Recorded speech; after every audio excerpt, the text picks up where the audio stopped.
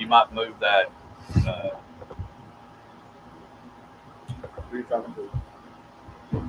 In your big swig. Big swig. That's the throwback. Big swig. That's a big swig. Big swig. Move that out of the way. Go back to Mr. G's, get a burger.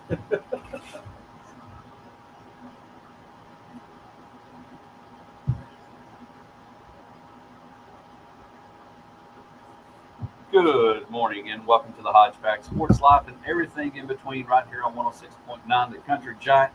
We're glad that you're with us this morning.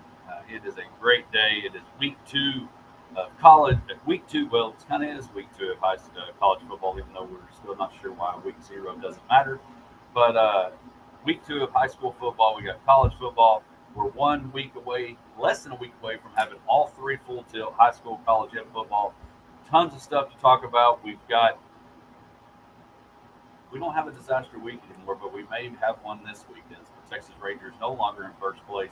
I thought when they were all 3 tied, there might be, but they are not in first place anymore. We'll check Josh's pulse in the next segment with our First Bank and Trust Texas Rangers report.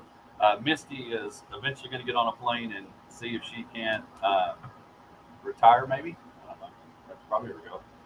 Retire out in Vegas. But so Misty is out today. Josh and I are here. Some of you are going to hear a familiar voice, whether it's your kids have gone to his camp, coaching, hearing him speak. Was one of the first people I ever brought out to FCA when I was coaching out at Myrtle. But joining this morning, not only is going to be our guest picker, but joining us this morning as a co-host is Coach Alan Wardis. That name never goes away. And so I appreciate you joining Josh and I this morning. Yeah, great to be here. Thanks, Brad.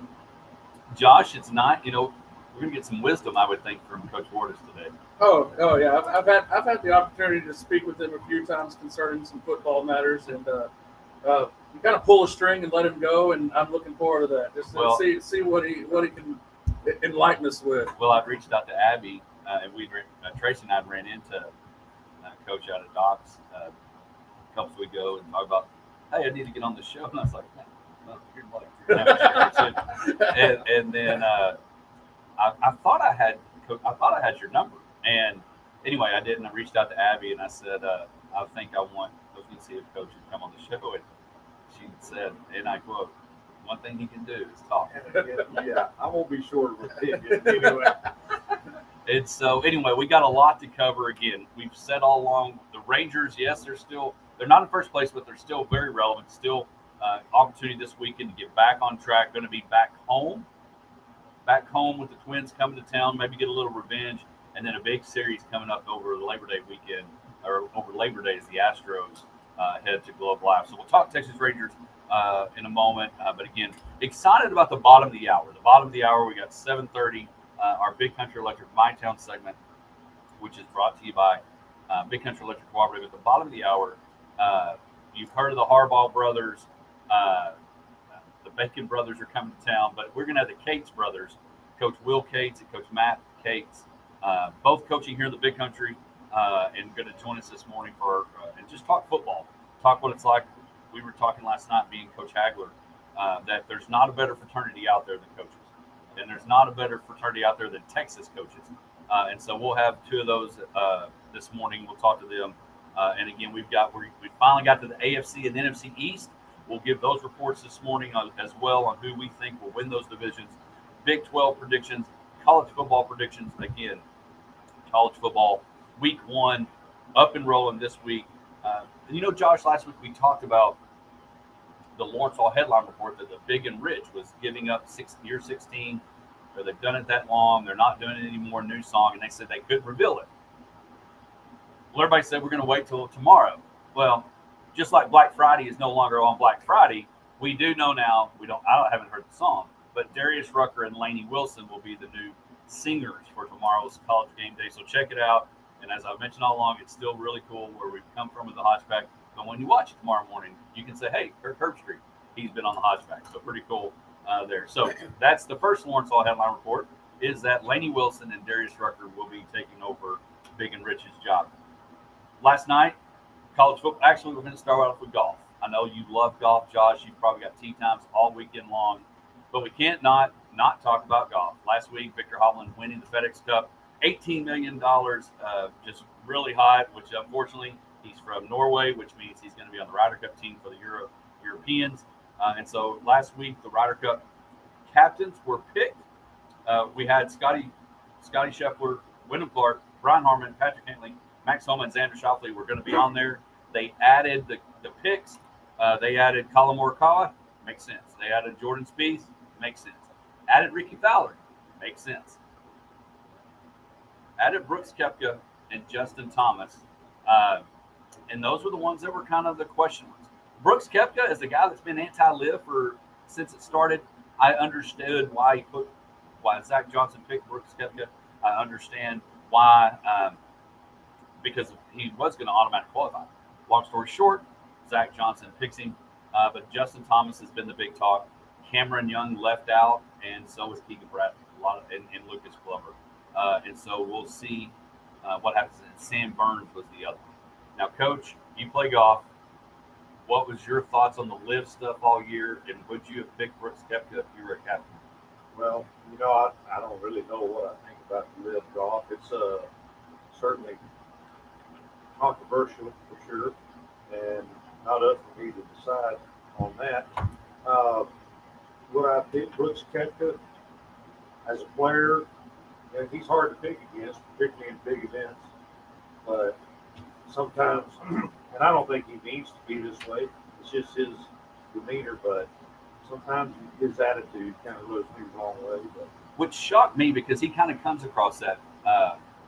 There's a name that one of my friends calls it, and it's something canoe. I want to say what the first word is, but it's something canoe, and I'll let you tread those waters. And I'm kind of the same way, but you have to feel like Zach Johnson asked, okay, hey, Scotty, Jordan, you guys, are y'all good with us picking Brooks?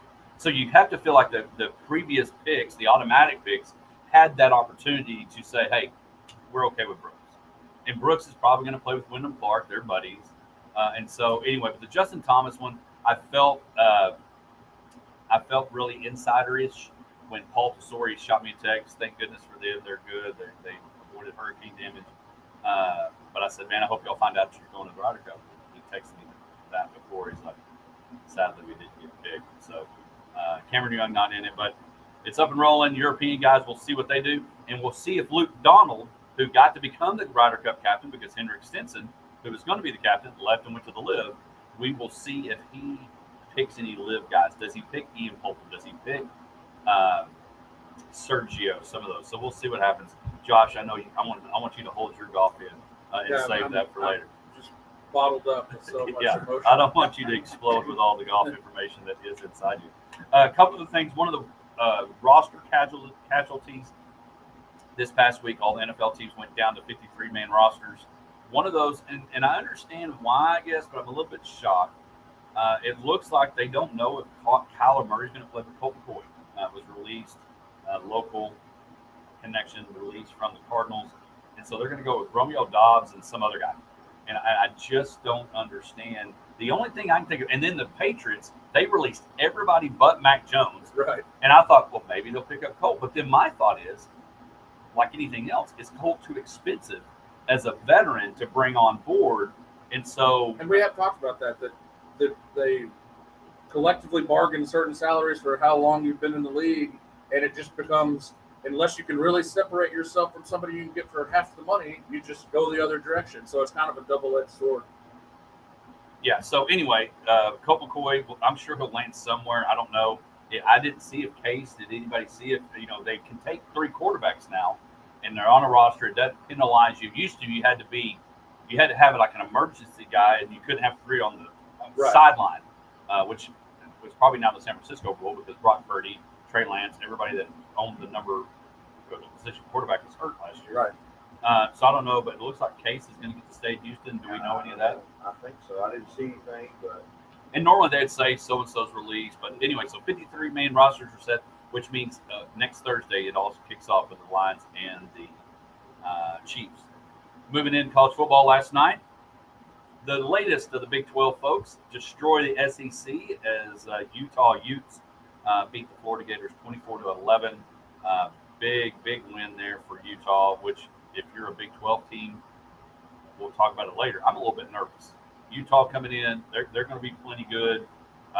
And so hopefully they just enjoy their last year out there in the pack, whatever. However left, I don't know. Yeah. Pack table for 3. We'll get you set up at pack table for 3. Last night, Matt Rule has an opportunity to get his first win as a Nebraska Cornhusker head coach.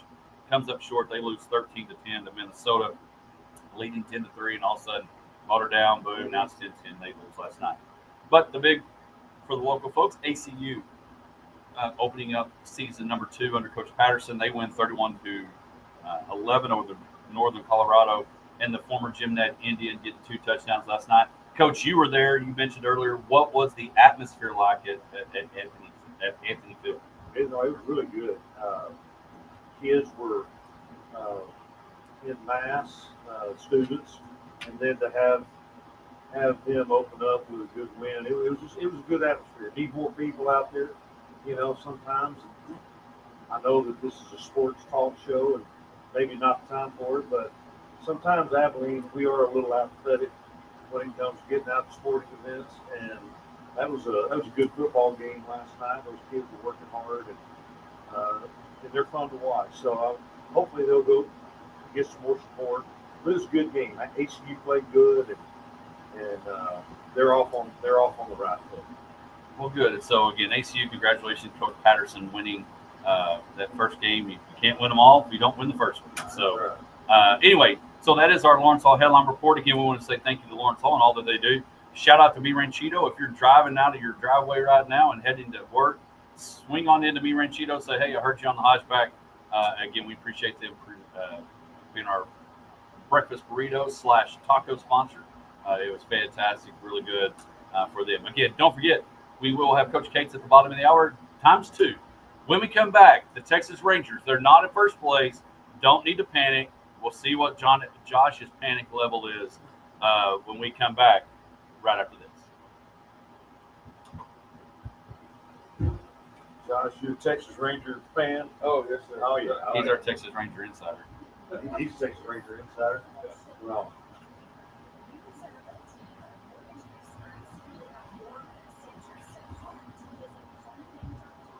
I don't have an opinion on a lot of things.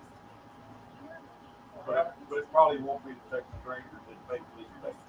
It's not here. Nah. And I hope they win. Yeah. But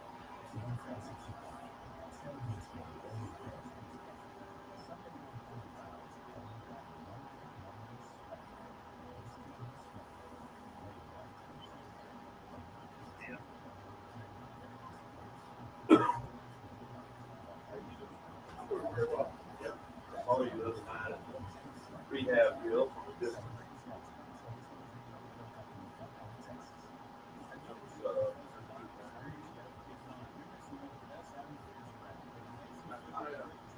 I get to stay up too late last night. Take less work. I guess that was I got Abby and Todd. They didn't go to the game. The same thing. It's like, we do that. I've been so long over that stage of life that I don't even think about it anymore.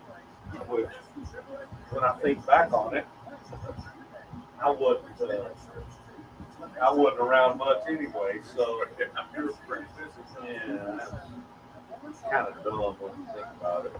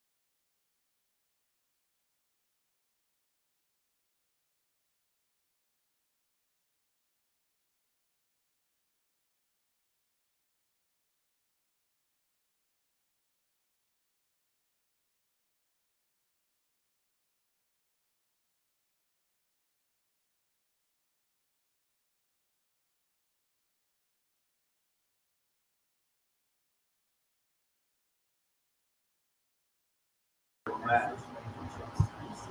So, how you see? We're up, Josh.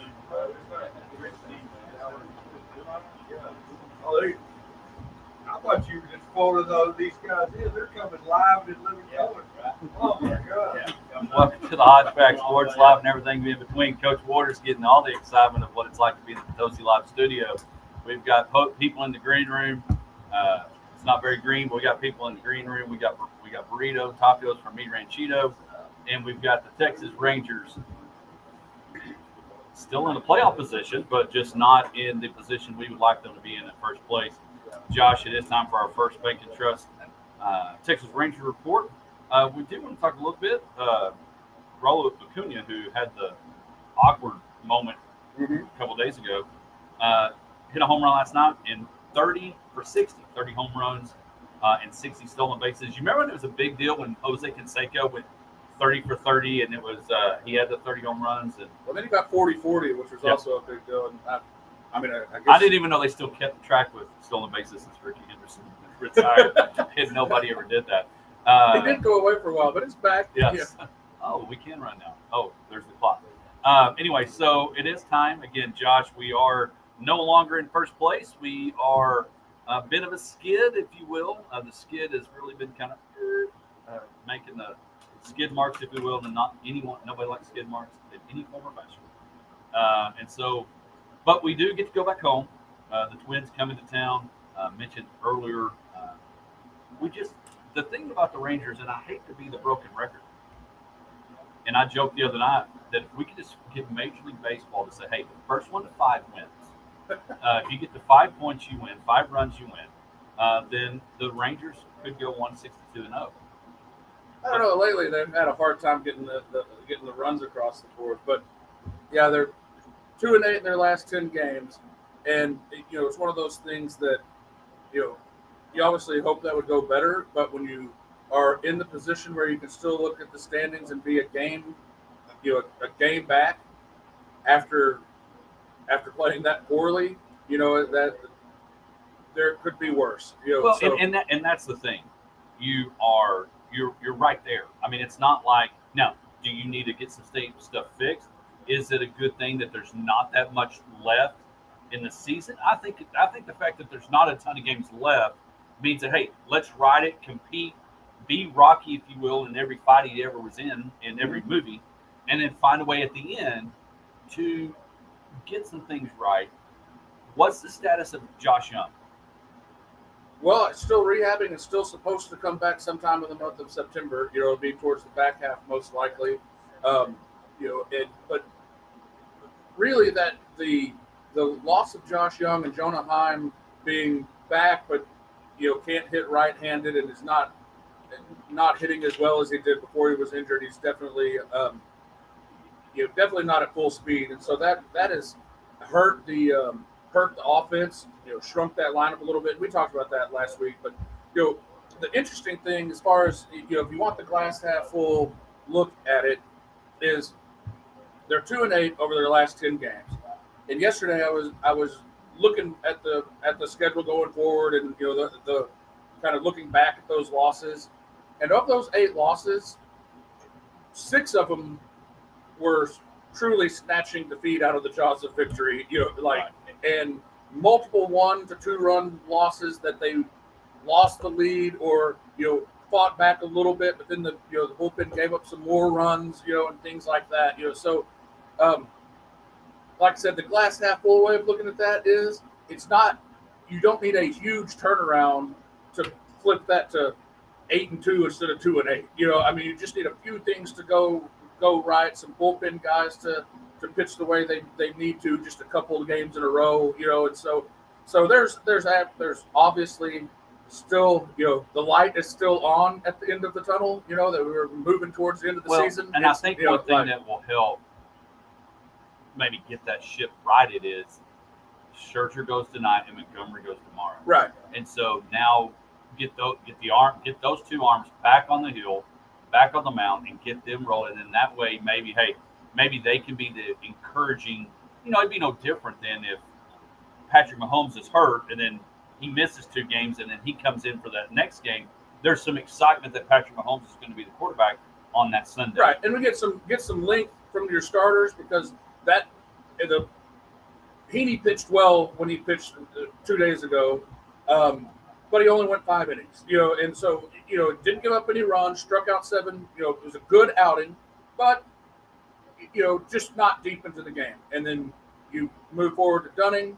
He's kind of come back to earth a little bit, and their game on Wednesday, he gives up 3 runs, only goes 4 innings. You just ask the bullpen to do a lot more. And interestingly enough, Martin Perez has done very well in his new role out of the bullpen when he's been used, which has been sparingly. He's put up some goose eggs, so that's a little sign of encouragement. But really, it's like I said, if the starters can go into that, get 7 innings, where you just need 2 innings from the bullpen, that's just that many less opportunities for them to implode. And I think one of the good things that we've got going is that, because you could look easily, and unfortunately in baseball, it's not like a quarterback, it's not like a shooting guard, where you can just say, or really any other position in the field. Corey Seager can play every day, but so you could easily get frustrated. But the fact that Scherzer and Montgomery are pitching this weekend, if they come out and pitch the way they should, be that B12 shot, and then get some confidence, because you could say, man, I really wish they were pitching for us against the Astros. But if you can get some excitement, you're going to be in your own ballpark. Now, Ranger fans, Mom and him said they're going on Sunday. Ranger fans, on those days that the Astros are coming to town, make sure we have a lot of Ranger fans there. Because the day we went, there was a lot of Houston. There was a lot of orange there. And so, well, it's a big rivalry, and it's close enough that, there's crossover in territory, for one. There's a lot of bandwagoners that jumped on that Houston wagon when there was 0 people on it, which is one of my biggest problems with Astros fans, but we can talk about that some other time. But that is a very easy trip to make, even if you are, in Houston. It's not far, being that close of a geographical rival, tied and or right back and forth in the standings. Just it's been it's an exciting time of the season also. So I understand it. I would not be opposed to going to Minute Maid and cheering for the Rangers. So it makes sense. Yeah, but all that to be said, yes, that atmosphere has picked up. Coming back off this road trip that was not a very pleasant one overall. Maybe getting some of that energy back and everything will be well received. But like I said, to be playing as poorly as they have recently, still in 3rd place in the wild card. They're in the playoffs if it ended today, and only 1 game back in the division. You really can't complain about that. No, year 1 under Bochy, you brought in these folks, and you're doing it with DeGrom at home, right? And Eovaldi, who was a Cy Young candidate, that's now hadn't pitched for a month. So. But that's the thing, and going back to riding the ship, going back to, the fact that you're playing meaningful baseball, September 1 today. Congratulations, Dove Hunter folks, today. That you're playing meaningful baseball in September. September 1, it matters. You're not trying to figure out, do we need to start doing $1 hot dog night Monday through Monday? You're not there yet. And so the fact that you're not there, and that if you can keep going and keep getting better and stay competitive, and you've got your all-star third baseman who looks to maybe be coming back mid-September, which is just a couple of weeks away, and then if Aldi comes back, then you can run and say, hey, you're getting reinforcements at the right time. And I don't care what sport it is. Football, we're seeing it in golf. We saw what Victor Hovland did at the end, wins the FedEx Cup. Lucas Glover should have been on the Ryder Cup. That's another story. No matter the sport, if you get hot at the right time, UConn won a national championship because they won every game in the Big East tournament. Next thing you know, they're national champions. Aaron Rodgers won a Super Bowl, got hot at the right time. Eli Manning, all those things. So if we can get hot at the right time, I would much rather be hotter in September. Well, that's one of those things that I would take that trade also. If you look about the Mariners and the comeback that they have made and the push that they've made to come back and take the lead in the division, they played out of their mind baseball. I'm fairly confident in saying they won't continue to do that through the World Series. Like even if they win the division or whatnot. Well, if you remember, they did that a long time ago when they won 115 games. Yeah, the most games ever, and then petered out, lost in the first round of the playoff. Right. And so I think they are kind of hitting a high that's not sustainable. And if we can take advantage of that by regrouping and hitting our stride a little bit later, it could all still work out. And you mentioned Corey Seager. Of note, how good he is, I think sometimes goes unrecognized because he's not a flashy superstar, even though his numbers are flashy. In the game this evening, he should accumulate enough plate appearances to qualify for the batting title. And once he does that, he'll be in first place in the American League batting title race by like 22 points. Well, I think there's a chance he may, even though there's been a ton of talk, and rightfully so, about Shohei being the MVP, but I think he could do what RG3 did.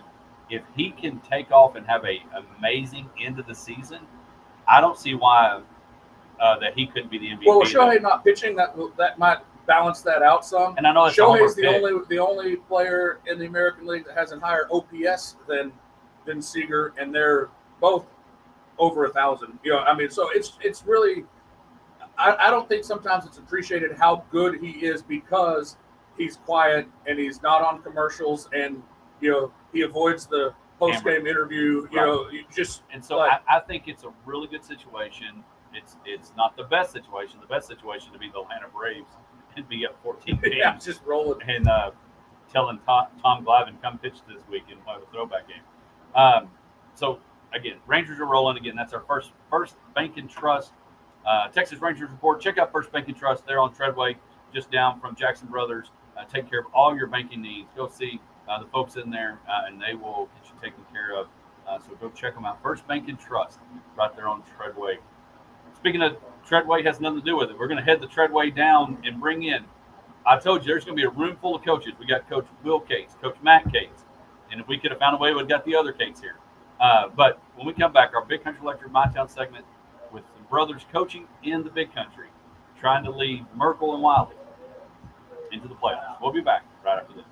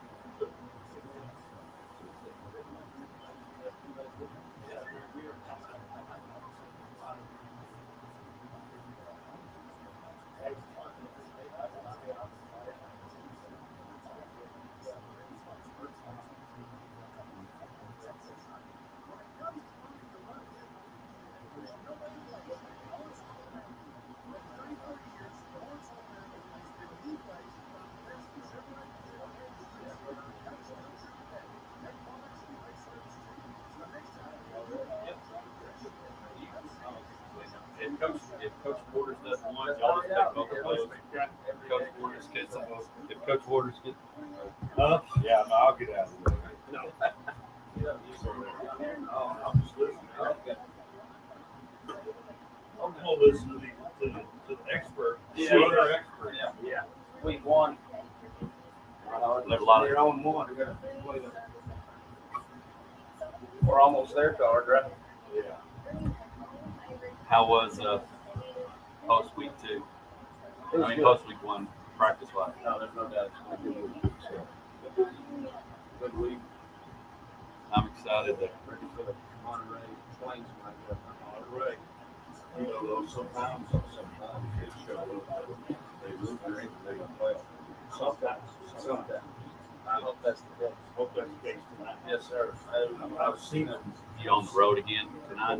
last time. 2 hours each last week. 2 hours west. Is the board up? I was going to say, I need you said I played commercials last.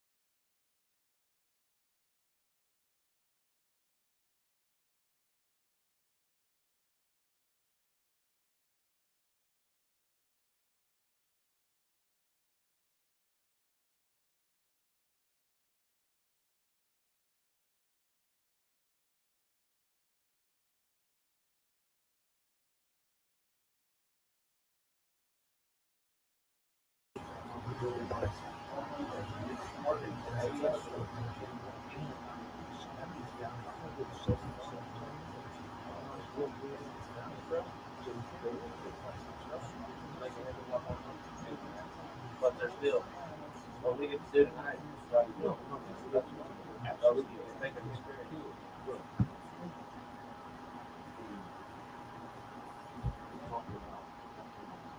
Welcome back to the Hodge Pack Sports Life and everything in between. You know, when that song starts playing, it's time for our Big Country Electric My Town segment, brought to you by Big Country Electric Cooperative, taking care of their members each and every day out of their offices, Roby Snyder and Stanford.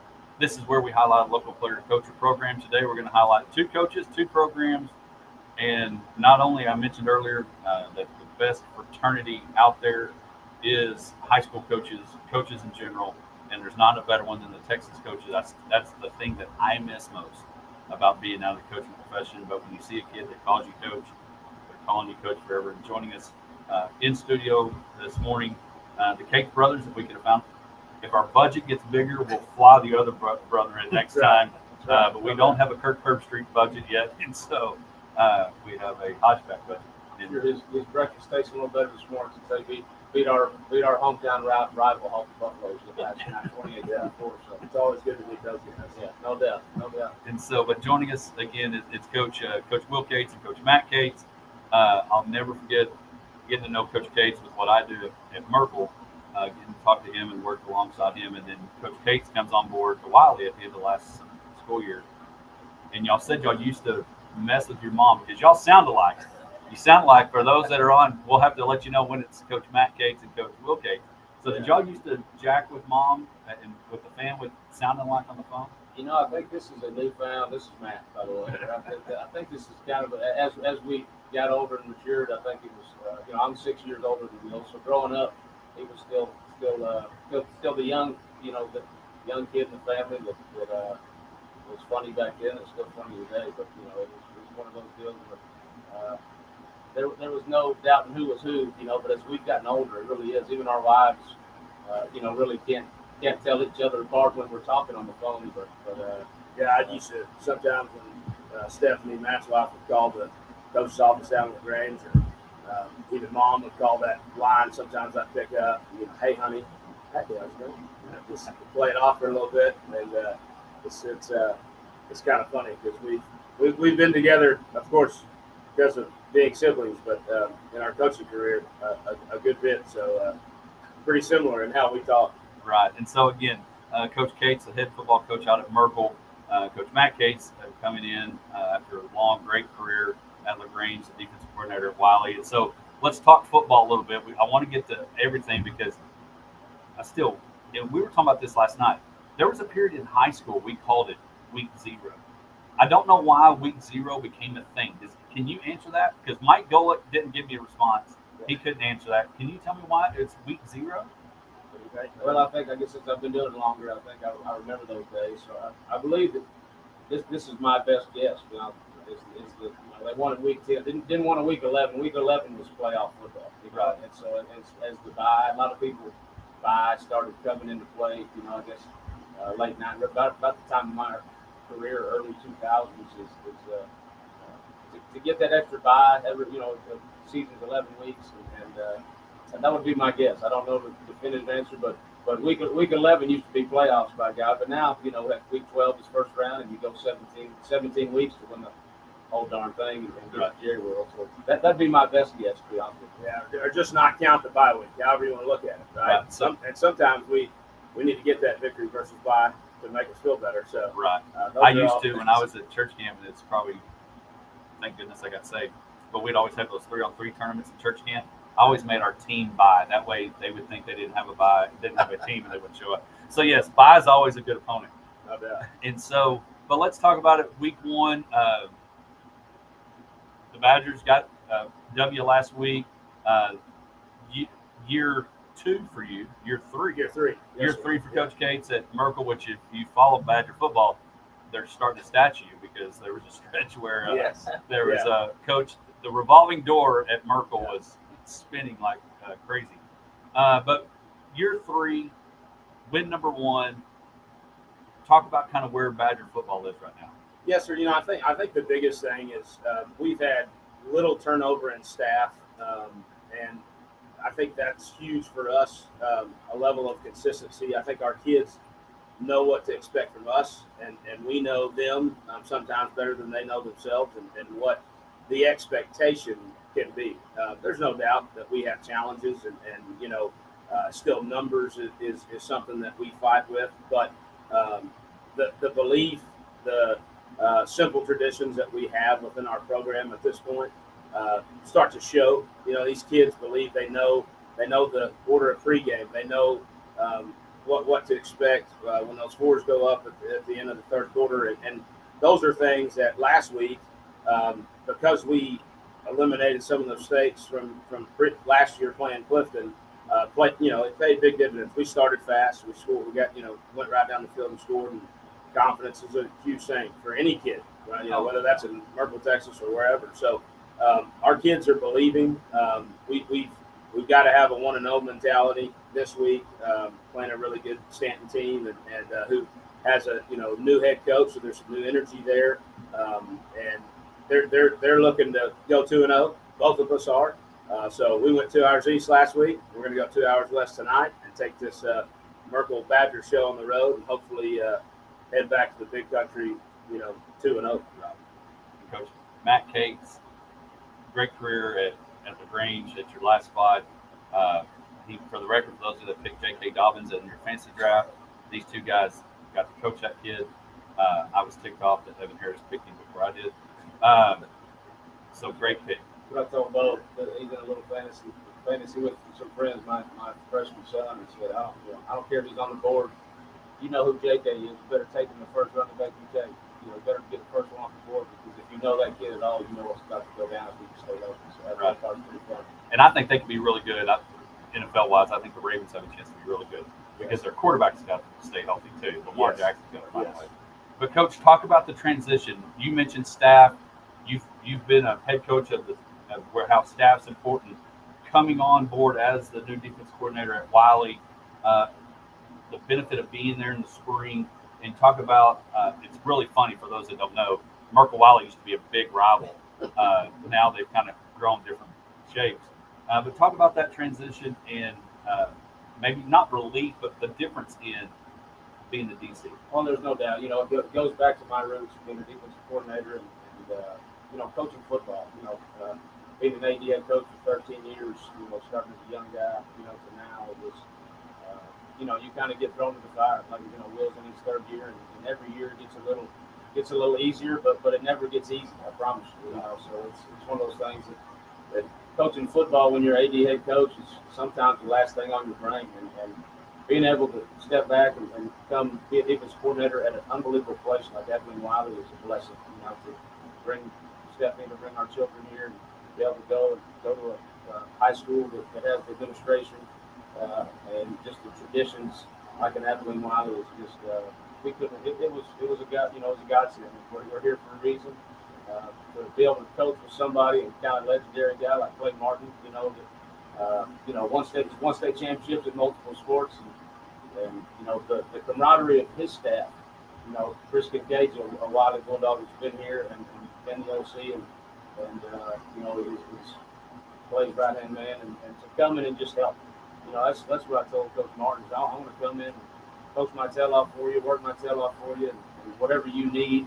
If you need a sounding board for things that you might be going through as an AD head coach, I'm there for you as well because I've probably been through it. And so it's just been an unbelievable experience so far. Last week, talking about the game week 1, heck, we were, kids play their tail off.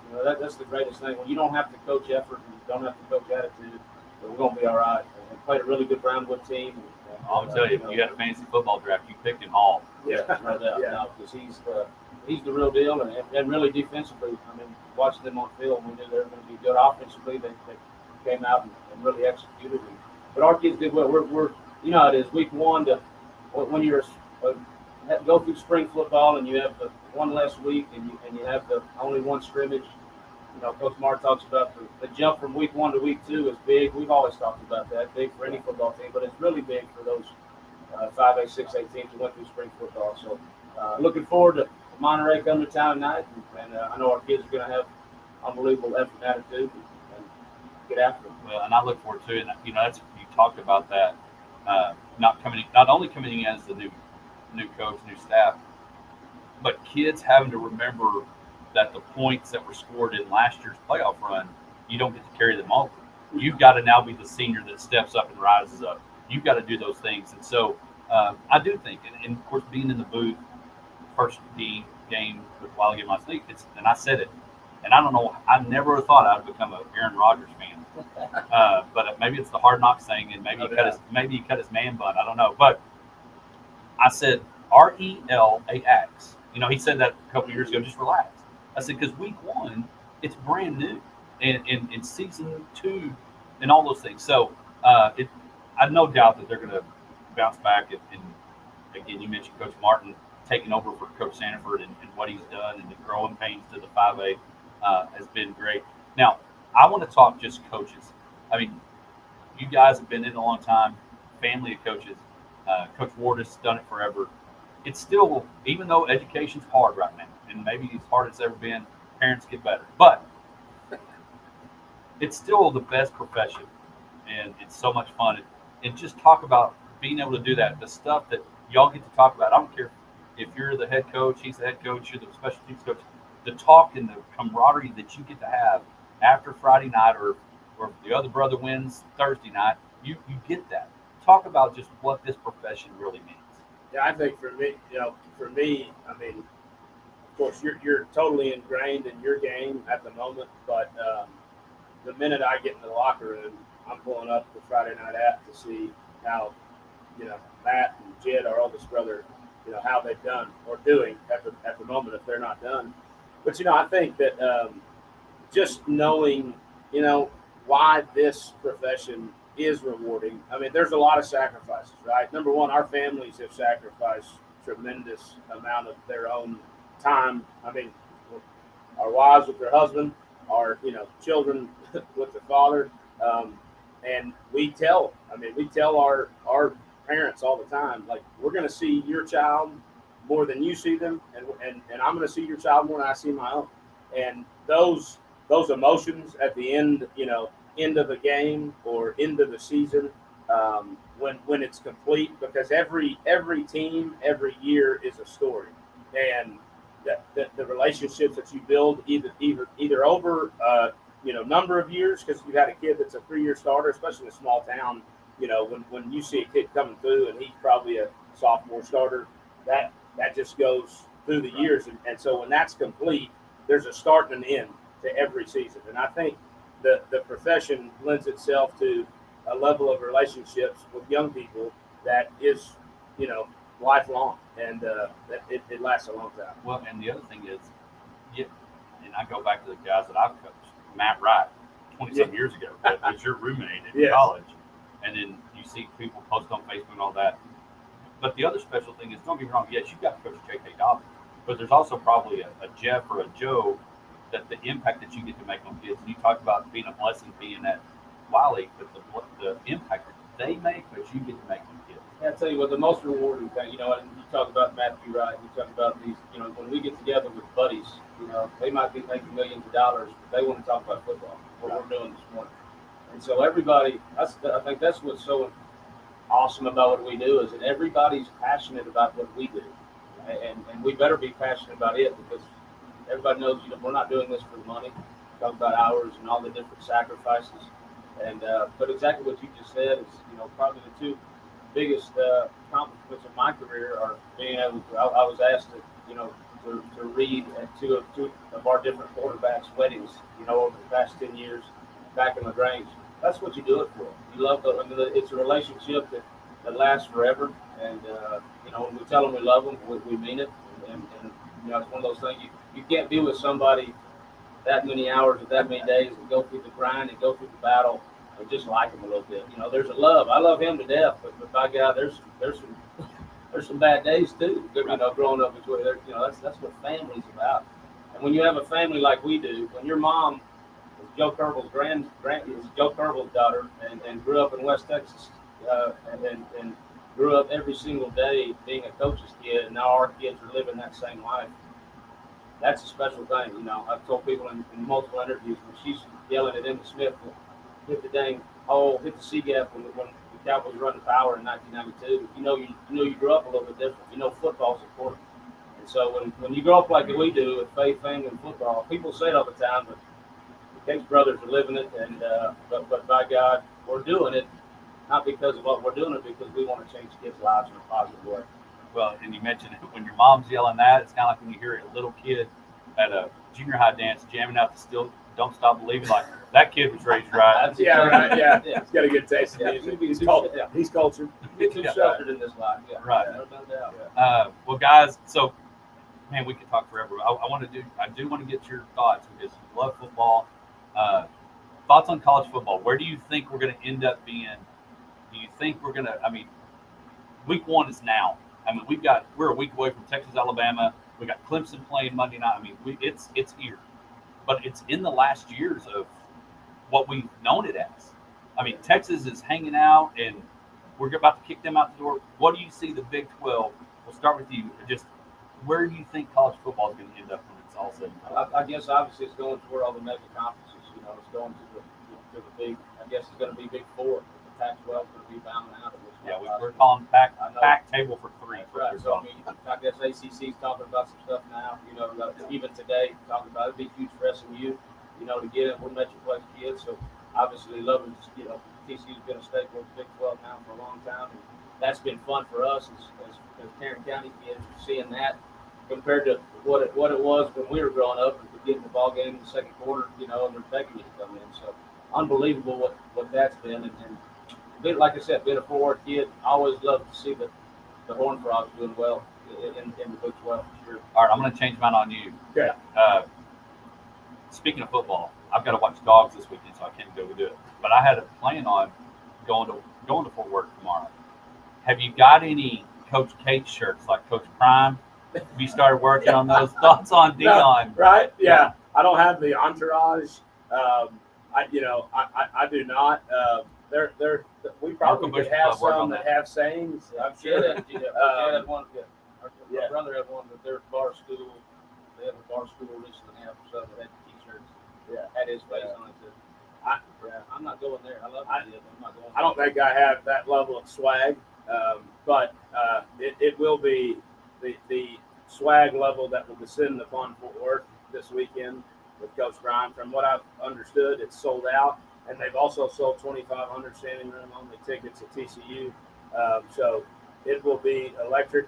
And I don't know. Have you seen? And I'll ask Coach Mortis this when he comes back on. But I don't know if there's been that much pressure of a guy to live up to what he thinks he is than what Dion has right now. Yeah. Well, and I'll be honest. So my last year at Marcus, Bucky Dion Jr. played for us, and. What you see if you watch the 30 for 30, Prime it's an alter ego. It really is. Dion would sit up at the top of the stands at Marcus and watch practice. He was one of the most humble guys, which is hard to understand for a lot of people because they see this flash. He reminds me of a WWE character. Oh, there's no doubt. He flips the switch, right? But I think that's also a level of his greatness. It was as a player that it was unmatched. So part of me roots for him. I think he's a heck of a coach. He talk. You hear some, see some videos, the intricacies of him talking about the difference between Jerry Rice and Michael Irvin and how they lined up pre-snap. Knowing him as runner pass. I mean, he had those tells. I think he's going to be successful. It's just, can the expectations, temper down a little bit so he can have some time to build it. Being a Cowboys fan in 1995, by God, We love it. My senior year, we got pictures of him with Deion shoes and all Oh that. yeah, the team As the ball boy. Yeah, don't get me wrong. I'm a fan. Yeah. Now, I'm not Yeah. a big fan of the prime coach stuff, Yeah. but I'm anxious to see how he does. No doubt. No, It's one thing. HBC's got some great football players and great coaches, Yeah. but it's another level. It's no different than there's some great 1A schools, but it goes up. Yeah. And Deion is going to get some of that. And now he's coming to the Big 12. It's no. that's like you said. What an awesome preview for the Big 12 for the next 20 years, Right. So, when you sell out Damon Carter, it's going to be a pretty awesome. It's Right. a pretty awesome thing. And there'll be a lot. You Yeah, got but- Chandler Morris, Coach Oh. Morris's kid starting college football tomorrow, college game day. These guys will be watching film with one eye here and all those things. At least you don't have to get in the car in the morning, go meet somebody halfway to get No, the no, film. That's right. You We're know, both old enough that we would do that. Oh, back yeah. in the day. oh, Yeah. me too. Well, guys, I appreciate y'all taking the time. I know Fridays are busy. Different for you with no school today, but still busy. And so I appreciate you guys taking the time this morning to talk some football. And Appreciate you having us. And so that's the Cates Brothers. Check it out. Merkle Badgers heading to Stanton tonight. The Wiley Bulldogs will be at the Hugh taking on Lubbock Monterey. And so check those out. And again, go get ready. It's football. And Lord, let the weather change so it's not radio station. We love 106.9. We just don't like it when the temperature is 106.9. But when we come back, we'll kick off. We'll talk a little bit more as we roll into hour number 2. We'll get Coach Wardis' thoughts as he was listening to these guys. And again, coaching, fantastic profession. We'll be back right after this. This is commercial hilarious. Hey, I tell you what, Got a few of those. I think that I think the worst news that Texas college coaches have is Colorado's coming to the Big 12. Not that they're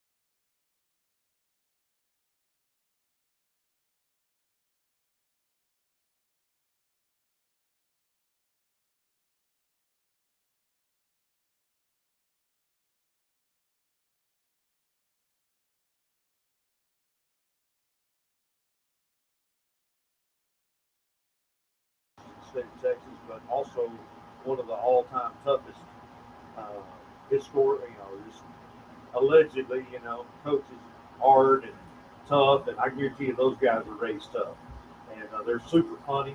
They're good coaches, and don't think for 1 minute that those guys aren't tough, because they are. Right. Again, hey, now real quick before we do, we want to move in to our 8 o'clock hour. We want to move in with our Coleman County State Bank. Moving into the 8 o'clock hour, if you're looking to move and you need to find a place to new house, sell yours, buy yours, give the folks at Coleman County State Bank Mortgage a call. Check out their website at ColemanCountyBank.com. We'll stop right quick as we move into the Coleman County State Bank, hour number 2.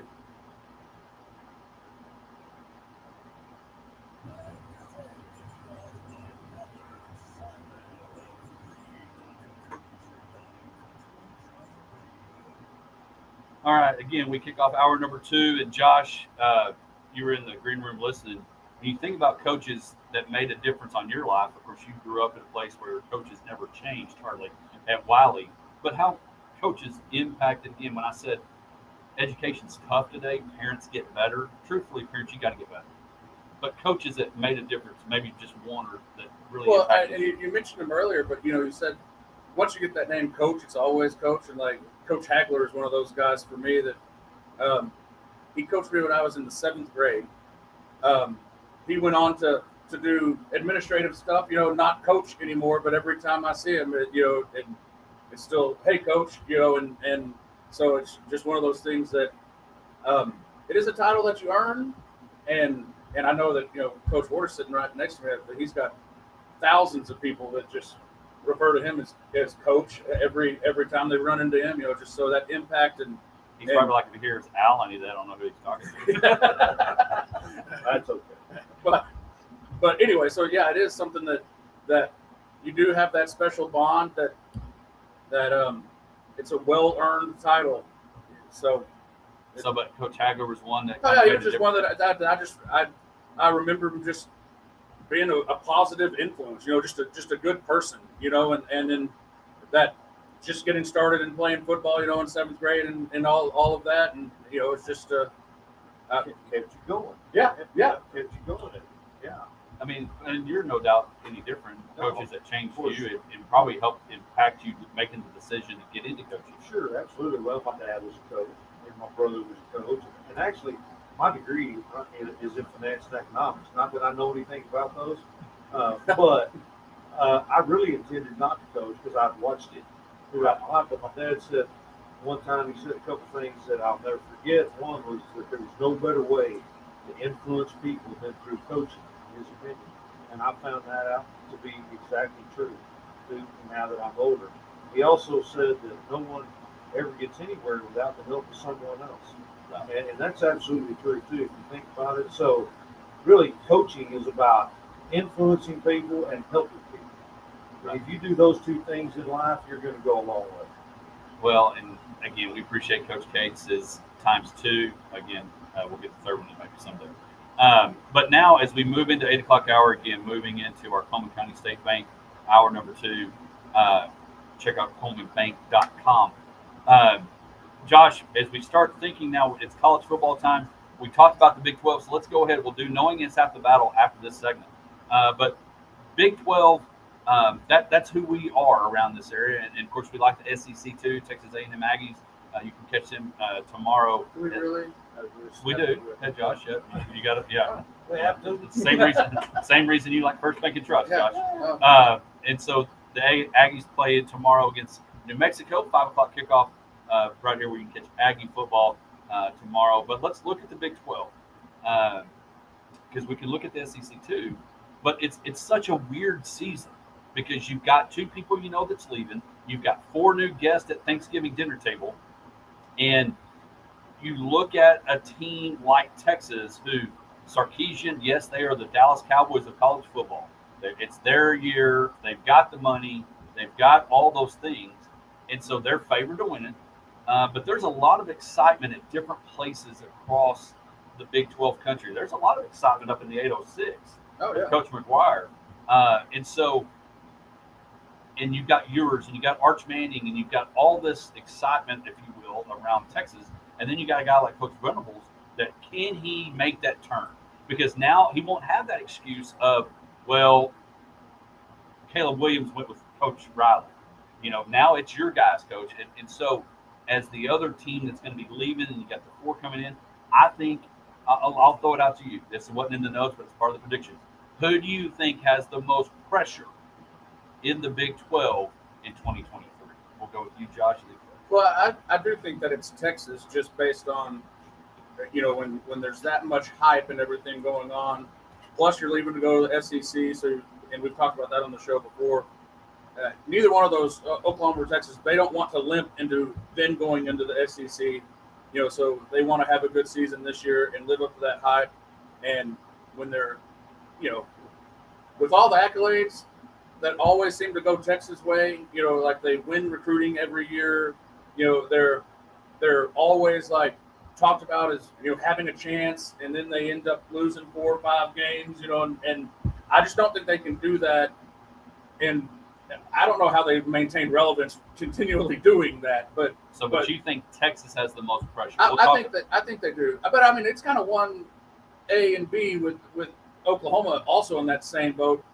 Them actually needing to rebuild and kind of start over. See, I think their pressure is to bounce back, not so much, that they're leaving the Big 12. I think their issue is that you're coming off a very tough, not very good year, right, in a place where they're not used to that. Right. It's unacceptable, right. and so there's pressure in both of those places for kind of the same reasons, but a little bit adjustment here and there from basically starting over at Oklahoma or actually getting off the ground at Texas. Right.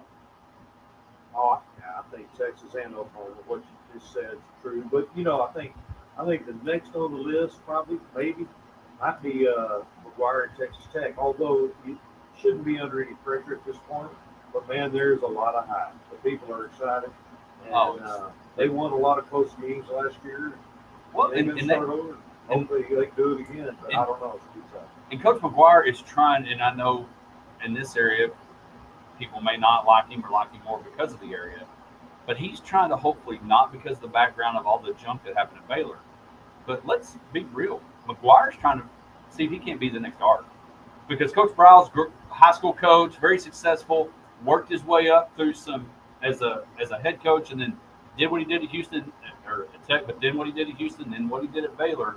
Coach McGuire's trying to continue that success, if you will, of what Texas high school coaches can do at that level. And so, because we've seen Chad Morris went from an OC to the head coach, didn't have as much success. I mean, he could probably still be at Clemson today as the OC there. But I agree. I think there's some. I think matching the excitement, because you think about it. When's the last time you thought Oregon would ever be coming to Lubbock to play football? And they've got Oregon coming to Lubbock. I think Tech is one of those that you hope it lives up to it. Not the same as Dion, but that same excitement for Coach McGuire. They're definitely excited in that area, no question. Well, and that's what I think lends to a different type of pressure, because there's at Texas, it's not like, let me phrase this correctly. At Tech, I guess you could lose a few games and still be a massive improvement from where it's been the last few years, right, and be, go to a decent bowl game and it's considered a pretty good season. Until they, do it for a few years, and then there's more pressure. At Texas, though, there's not that option. I mean, if it's not a Big 12 championship, pushing knocking on the doors of playing in the college football playoff, it's not a successful season. But and so but that's and it's no different. And I completely understand why Coach Beard left and went to Texas. Totally understand that. But he could have kept doing what he was doing there for life, making it a turn, all that. Coach McGuire can keep going 8-4, 9-3, doing those things, and it'll be fine, and everybody will love him. At Texas, you do that, you're out the door. Yeah. And you start looking, the other thing that's the pressure, and I'm going to give you who I think the most pressure is at the Big 12 in the moment, is every Saturday when you play a conference game, Used to be Kansas was terrible. Now they've elevated and they're better.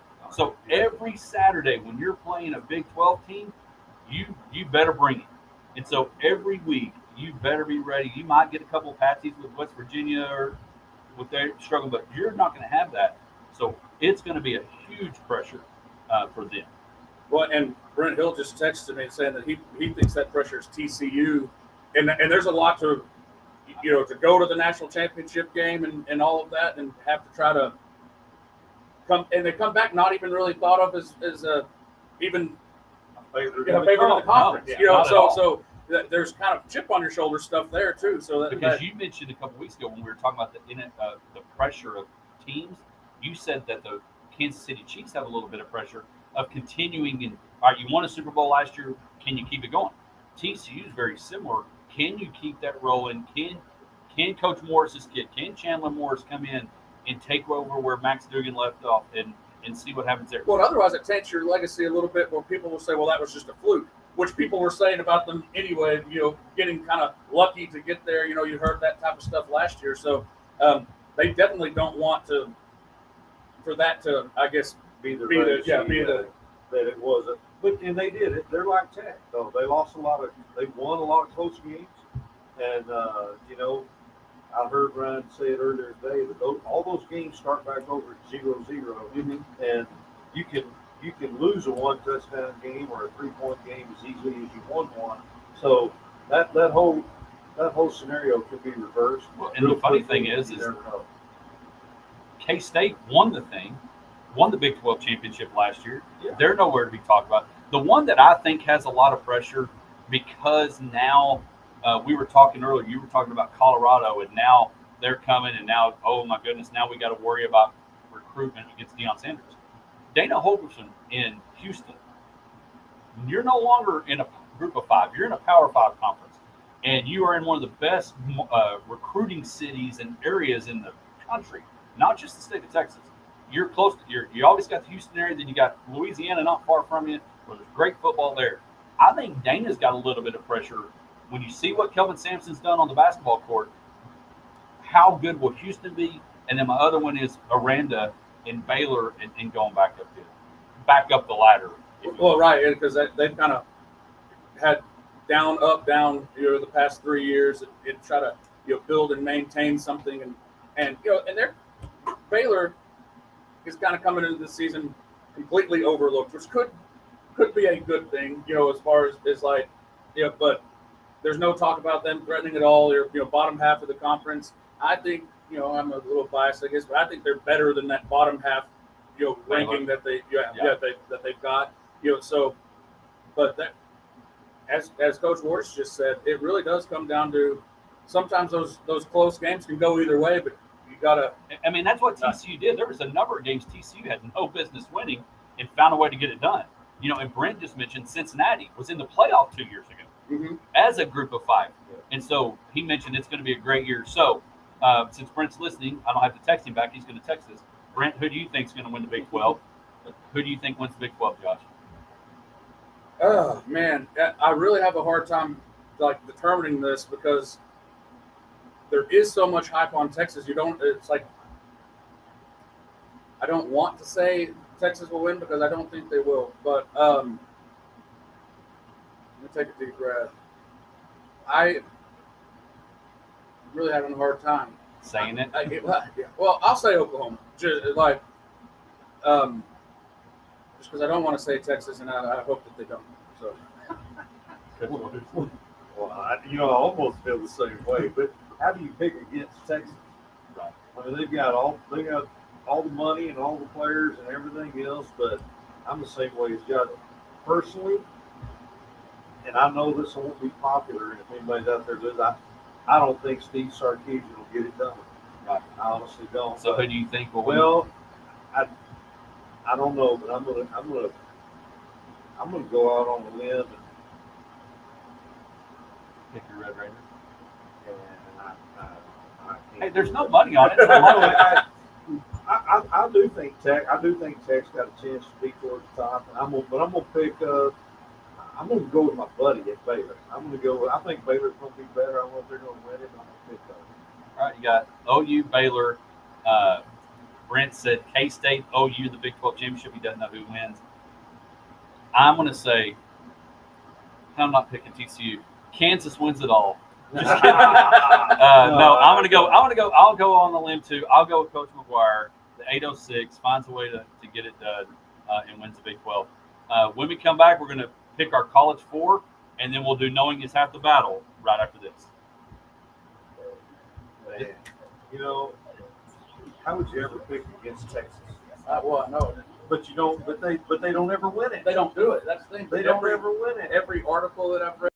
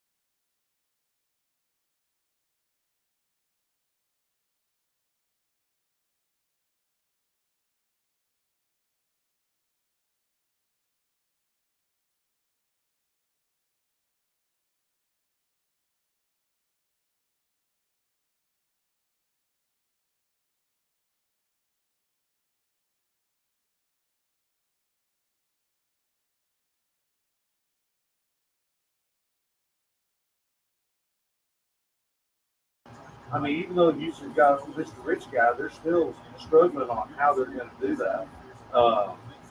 The Oklahoma State, and they've got money, but they also, their guys, their guys dead, and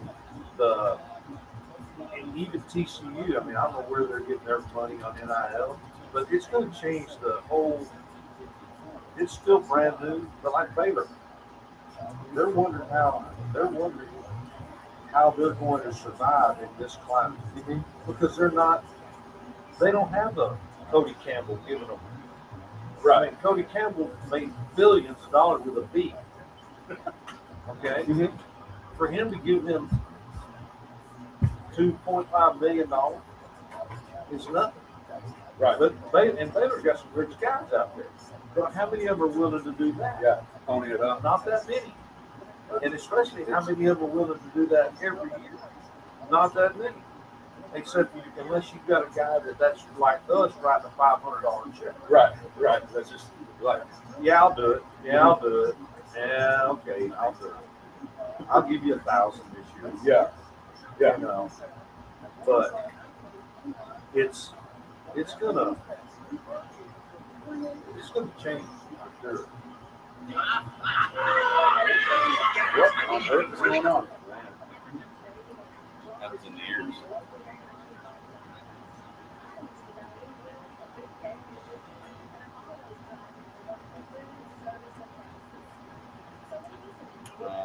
I've got Bama, Clemson.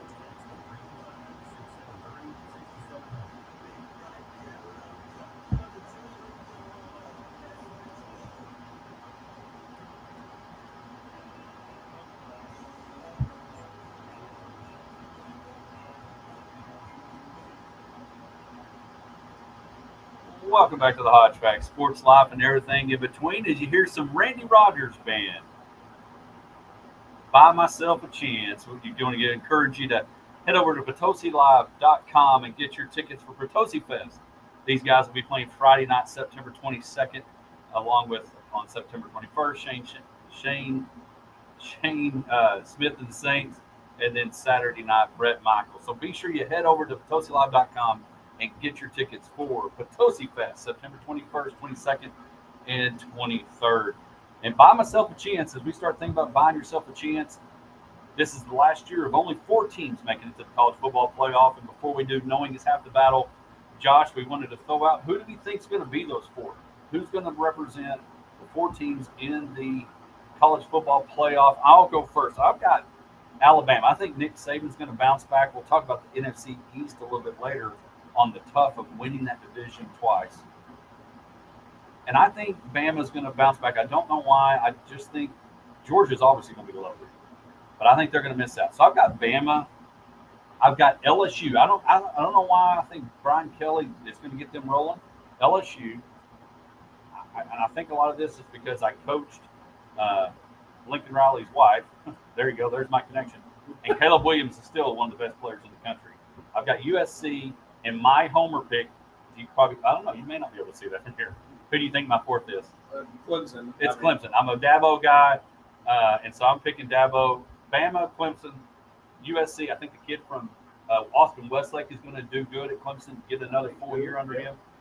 So I've got those 4: LSU, Bama, Clemson, and USC. It's crazy how many people have been saying Michigan, Ohio State, Bama, and Georgia. I don't want that to happen at all. Josh, who do you got? Well, I will disagree on one thing, and that is there will be a Big Ten team in the Final Four. Whether that's Ohio State or Michigan, I don't know. It's going to be one of those two. One of those two is going to make it, and there will be 2 SEC teams in the Final Four. Because I think that's in the bylaws. It's in ESPN's contract. So that being said, we really just have one spot outside of that, and I do think that USC probably will be that because Caleb Williams is good. They're going in the right direction. They don't have as tough a schedule, so maintaining the record that will help them qualify for that, I think will be a little easier for them than some of the others. So I agree with your USC pick. I'll say Ohio State, Georgia, and Alabama. So you got Ohio State, Georgia, Alabama, and USC? Yes. But I would not be surprised if LSU, flipped one of those other 2 SEC schools. Well, we're all on about the same page. I'm not gonna pick against Georgia until somebody beats them. So Georgia's gonna be in mine. I think on that half of the SEC, they'll probably win that. And then I think Ohio State. I'm not going to drink the Michigan Kool-Aid. Just not going to do it. I think Ohio State will prevail there. I'm going to go with the SEC West. I'm picking LSU. I think that Brian Kelly's I think he did one of the best coaching jobs last year from where they started to where they finished of anybody in the country. And taking over for Ogeron, who was a mess. I mean, I think I really wasn't.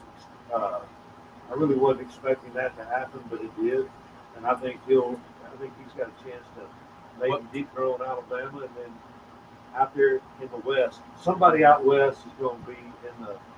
They hadn't been in the playoffs in a long time, and the media is going to make sure that happens. So USC is probably, unless Utah beats them, which Utah's good, and Utah could become a problem. Utah could beat them, but then I think USC probably going to beat them. Well, there's our folks. There's our picks. A lot of similarities. LSU. We'll see how everything turns out. But don't forget SEC football right here on the Country Giant. Texas A&M taking on the New Mexico Lobos coming to town. Well, they're not coming to Abilene. They'll be at College Station. So that will be here again. It's here week 1. But now it's time for.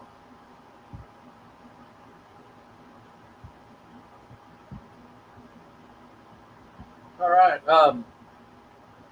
Every week I try to give you some sort of a little advice that you can think about and try to make your life better. And this is one of those things that I could be like fairly certain that neither one of these gentlemen in the room have ever done this to anybody, so it's obviously not for either one of y'all. A lot of times I try to pick on Hodge and make fun of him, just vicariously through hypotheticals, but not today. Not today. I'm not getting picked on. Oh, no. You can choose to wear it if you want to. Okay. But what I want to encourage everyone out there to do is if you need to tell somebody a story about how you met somebody that they know, just put it in your pocket if you cannot remember that person's name.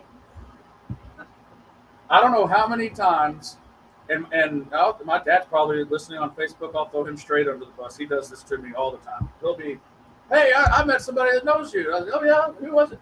Well, I don't know. He works over at the, the Taylor Electric Co-op. He said that y'all played golf together sometimes. And be like, Hodge? Oh yeah, that was it. It's like play a 20 questions guessing game to figure out who it was that he met.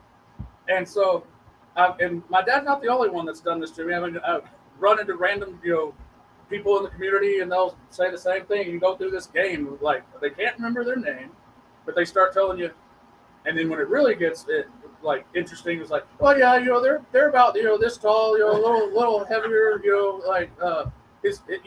his nose kind of goes this way. Like, what are you talking about? Like, I don't have a sketch artist in here to draw me a picture of who this person is you're talking about. So just keep this in mind. If you're gonna say anything about meeting someone that you know in common, make sure you remember the person's name. Well, because it is frustrating, because it does happen where you're like, and their clues are worse than playing that old game, Guess Who? Right. Like, he has glasses, kind of a tall guy. Be like the equivalent of saying, I ran, that person from Nazareth. She's a tall blonde girl that plays basketball at Nazareth. That's everybody in Nazareth, Texas. And so, but it is funny because then you start going through a Rolodex of every person you think that you may know that works at that company, that group. I get a lot, hey, I've got a buddy of mine, he says he knows you. He grew up in Merkel and said he went to school with you. And it's almost like, name that person in 3 tunes. Yeah. Is what you're playing. You're playing 20 questions. Now, don't get me wrong, and I'm not going to throw Coach Wardus under the bus, but kind of. You've coached so many kids, and I've been at 3 places. I was at Dimmitt, Merkel, and Roby, and you will see somebody. And the struggle for me is like, did I coach you at Roby? Did I coach you at Merkel? Now I was only at Dimmitt for a year, but that's the other thing is you start trying to remember that person. Sometimes it is a challenge. What's worse is when you need to know their name and you have no idea. Oh, yeah. No, I mean, now I'm not going to break my arm, pat myself on the back, Right. but I've been so far, knock on wood, pretty good at that, remembering names and people. But it is hard. It's difficult, and plus you got to show those guys, Josh, a little bit of grace. When you get to be my age, remembering someone's name is not as easy as you young guys think that it is. You're going to get there one day, and when you do, maybe you'll have a little different opinion. Well, again, knowing half the battle is, again, for those that may be new to the show, and Coach Wardus is a little bit of a PSA for you to remember to work on. So if you're driving to work and maybe you ran into somebody last night that with Tootsie Live listening to Reed Southall, and you've got to tell that person today at work that, hey, I work with them, and they said they saw you and they know you, and you're supposed to do lunch next week. And no, I'm not. I have no idea who you're talking about. But it's important to remember those things, and I love Tracy to death, but she doesn't remember names. But I'm telling you, it's kind of like there's an episode of Seinfeld where Jerry didn't get the name of a girl. I won't go into too much of it, but didn't get the name of the girl. And George tried to help and all those things. You've got to set up that system, because I'm going to tell you, and I don't know his name. And so if you're listening, I apologize. I think I know, but I can't even remember. But they'll come up and say, hey, Hodge, especially that group that waited on us at Lytle for so long, that have now grown up out of Lytle and their working places. And they're like, hey, Hodge, what's up? But there's 2 people. You cannot remember their name. And I normally, and I'm not Coach Waters, I'm normally pretty good with names. I can memorize them, all those things. But when you can't remember them, it's frustrating, and you've got to find a way and develop a system. You want your dad to write that name down, so next time he sees you, he can just say, "Hey, Josh, I ran into Hodge." Yeah, And he said yeah. hi. You've got to create that system that's better than the one that Jerry did on Seinfeld. He eventually got it right, but she was already It was too leaving. late. Yeah. She was already leaving. But you got to create that system, and it's important for, if especially like with Tracy. Hey, I'm going to introduce you. Hopefully that triggers Yeah, that they that say, person yeah, to my introduce their name's name. Josh, and not, you know, Right, like, and not, oh, how you doing? Because then they may assume. Now, don't get me wrong. The other important thing is taking this name thing is do your best, folks. If you've met somebody 10 times, yeah, try to say their name. try It to really know. will. It will Act stick. like you know who. All right, for example, the two people I can't remember their name. I know them, but I don't try to say, "Hey, how you doing? I'm Hodge," because then they know I Yeah, know. then it's awkward, right. Then it's awkward. So, knowing is half the battle. It's very important, and so be sure you know who you meet, and when you introduce them to the person that's supposed to know them, make sure they actually know them. But more importantly, you get to know them, because knowing is half the battle. When we come back, we're going to pick the AFC East. Aaron Rodgers, man alive. I never thought I would say it, but I have become a fan. And will we all be homers and pick the Dallas Cowboys to win the NFC East? Might as well, because nobody's won it back-to-back since 2004. And the team that did it was the one that won it last year. We'll be back right after this. All right, I need to. Have y'all ever, and I've done this a few times, you get somebody that you know and you kind of see sometimes, and for some reason you're like, I know his name's not Steve, but Steve's what I think every time I see him. Yeah. And then you're racking your brain like, But what about this? I got a message yesterday. It said, "Coach, when are we going to have lunch?" It's from a number that I don't know, yeah.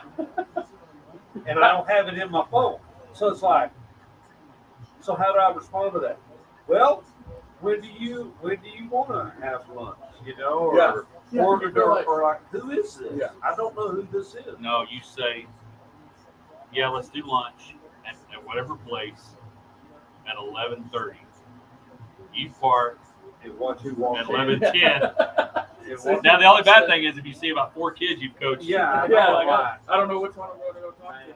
But well, I have had that and just have to say, man, like, my phone. sorry, I You see, had to. then you're lying though. Hey, I had Yeah. I lost all my contacts. Yeah. Who is this? Then now I know you're lying. You didn't have me in your Yeah. deal. Nothing. Well, I know it's like either way, or you hurt their feelings because they would expect that you had their number and you don't. Yeah, exactly. Like, Yeah, exactly. I try to do, if I'm texting somebody that I'm not 100% certain they know it's me, I will say, This Yeah, is there's Josh. Josh. I'll put your name on Yeah. there. Yeah, and it's Yeah. always good. Or a lot of times I'll just put AW, you know, and then that might spark and go. If Yeah. they don't have it in there, for some reason they go, "Oh, that's Warden," yeah, you know. And but it's because I have done the other, texted somebody something and get a response back. Sorry, I don't have this number in my phone. It's like, oh, okay. or you should. I'm your friend. You Yeah. know, whatever.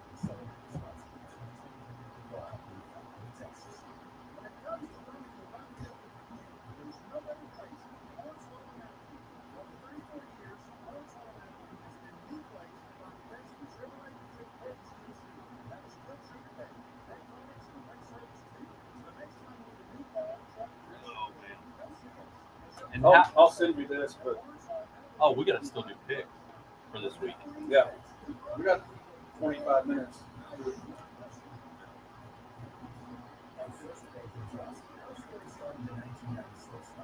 Yeah, we got to pick. Yeah, I haven't opened the emails that you sent me because I didn't want to cheat. And I guess I can collect those. Yeah, you want to type them into the? I'll send you the spreadsheet. I was just gonna wait till I looked at one when you asked me if the format was okay. I just opened it and was like, oh, I can follow what you're doing. So Well, welcome back to the Hodge Pack, Sports Life and everything in between. We're rocking and rolling, and it is time let me tell you right now, it's time where we're going to start picking we got picks. Coach Wardis is going to be our first celebrity picker. We appreciate him taking time to be here with us. But it's time for a little, maybe pick me up of the week, and our pick me up story will be, first of all, if you experience increased fat, decreased muscle, poor sleep, stuff in the bedroom ain't working, motivation, poor stamina, you may be experiencing low testosterone. If that's the case, you need to give the folks at Restore Wellness Center a call at 325-704-5069 to arrange your lab testing today. Give them a shout. If you're going through some of that, maybe you need a little pep in your step, a little pick me up, give them a call. Restore Wellness Center, 325-704-5069. But our pick me up segment of the week is brought to you by Restore Wellness. And the pick me up is that the confidence that we can have that the Cowboys can win the NFC East. Again, we are part of the Dallas Cowboy Radio Network. Is that nobody has won back-to-back NFC East division championships since 2004. It's been alternating ever since. So might as well do that now. And so again, Restore Wellness, give them a call if you need help with low T. They'll get you taken care of. So let's talk about the NFL. We'll get to the Cowboys in a moment, and we'll talk more about that, but I want to get the AFC East first. Who do you have winning that division? I think it's one of the toughest divisions. Mac Jones has got to figure out a way to get better. Maybe Bill O'Brien, Coach Wardis, knows how important it is having that right offensive coordinator, quarterback connection to help maybe make that guy better. So you got the Bills, and you've got the Dolphins, and you got the Jets and the Patriots. Who do you have winning that division? Well, it's surprisingly an interesting division, with the Jets revamping, bringing in Rodgers and the running back's name now I forgot, but we'll just move on. Cook. Yeah, Cook. So they've got some older guys there that they hope to do big things with. Their defense was pretty good last year, so that's intriguing. Miami is very flashy, and if Tua can stay on the field, which I'm not sure that's a possibility, but they put up big numbers last year. And then, the Bills, I do pick the Bills to win the division. I think that they're still the best team over there. But it's not a runaway like I would have thought, prior to the Jets revamp. And the Patriots, you can't write them off because they have good coaching, but I do think that they're looking up at the rest of the division. So you've got the Bills. Misty also has the Bills. There was no doubt that she was picking the Bills. Who do you have winning that division? Bills. Coach Porter says the Bills. I have the Jets. And here's my deal, and I called into a radio show this past week why I think the Bills are not going to do it. They did not. Now, James Cook, the guy that you couldn't remember, his brother. Yeah. He may be the guy. He may have a good year. He had a little bounce. He didn't have. He was okay last year. But I think they didn't address a running back to help out Josh Allen. And maybe Stephon Diggs and him are going to connect, and they're not going to have any issues. But I just think that their window and their runway, their tarmac, whatever you want to call it, I think is getting shrunk a little bit. And it's going smaller. And I think their window is like the Braves in the 90s. You better figure out a way to get it done. Because just like the Ryder Cup, there's so many players to choose from. The AFC is loaded. Their division alone is loaded, and you do take out the Patriots. I mean, if they are any better this year, then that is a totally loaded. Lamar Jackson's going to be healthy. We talked about J.K. Dobbins. So the AFC is so loaded, you better be ready. So that's why I don't think the Bills are going to win the division. I do think it's going to be the Jets. And maybe, again, part of that is because through this transition from him leaving Green Bay and watching some of the stuff and a little bit of the hard knocks that I've seen, I've kind of become an Aaron Rodgers guy. And maybe it's because he got rid of the man. And remember, that is made for TV. Oh, no doubt, made for TV. Don't become too big of a fan yet. That's made for TV. Well, and the thing and why I wouldn't pick the Jets is just because of that. The hype, the push of all the the media always overglams New York anyway, and the Jets. If you think about the Jets, they have a culture of not getting it done. And no one that's ever done hard knocks has ever won. Right. because it's a distraction. So they're not going to win. Right. All right. There you go. You heard it. There's the stone cold lock. That's not happening. All right. So let's go, Josh. Again, the pick me up. Misty did pick the Cowboys. Again, our pick me up. If you need a little pick me up, experiencing increased fat, decreased muscle, poor sleep, bedroom stuff not going well for you, motivation, and poor stamina, give Restore Wellness a call. 325-704-5069. The pick-me-up is that the Eagles won it last year, so that means based on Hard Knocks and TV, they're not going to do it again. We'll go with you. Who do you think, Misty's got the Cowboys, who do you think wins this division?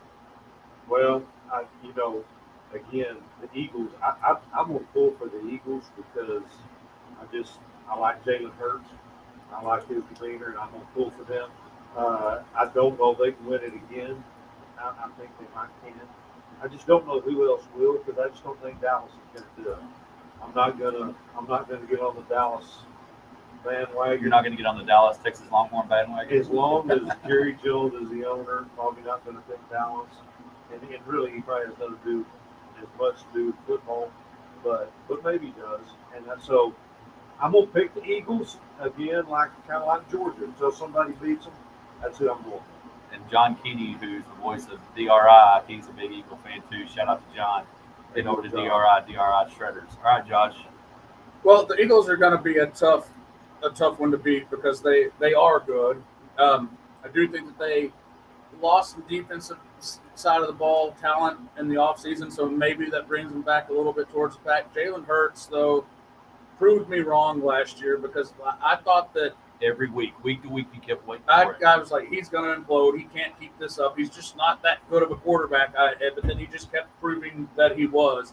And I think as far as he seems to be just a really good dude overall, a good leader and just a good person, So I don't like the Eagles, and in fact they're one of my least favorite teams on the planet, like slightly below the Houston Astros.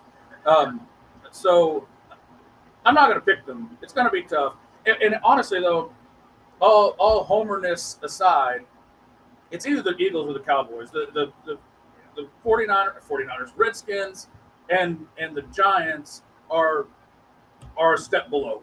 So I'll pick the Cowboys just because I'm going to be a homer. That's not a pick that I feel like is just, I'm not putting money on it. But it should be interesting. Those two games against the Eagles should be fun games to watch. I agree.